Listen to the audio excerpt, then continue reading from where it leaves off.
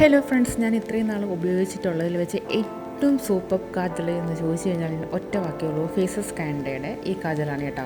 ഇത് water പ്രൂഫാണ്, സ്മഡ്സ് പ്രൂഫാണ്, seamless ബ്ലെൻഡബിലിറ്റി ഉണ്ട്, intense black pigmentation ഉണ്ട്, മോസ്റ്റ് സ്മൂത്ത് ഗ്ലൈഡാണ് വെച്ചാൽ ക്രീമി ടെക്സ്റ്റ് 100% ക്രീമി ടെക്സ്റ്റാണ്. ബട്ടർ നമ്മുടെ കണ്ണിൽ പുരട്ടി ഇതുപോലൊരു ഫീലാണ് വരുന്നത് ഇത് അപ്ലൈ ചെയ്യുമ്പോഴത്തേക്ക്.